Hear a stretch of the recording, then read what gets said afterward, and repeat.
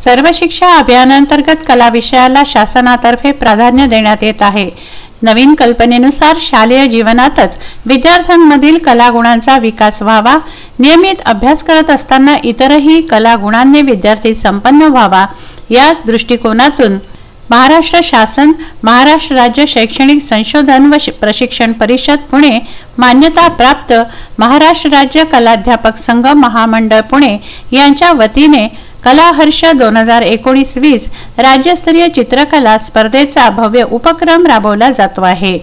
कला महामंडळाच्या संमतीने abstract arts academy Saoner यांच्यातर्फे बालवाडी ते इयत्ता 10वी पर्यंतच्या विद्यार्थ्यांसाठी राज्यस्तरीय स्पर्धा घेण्यात आली।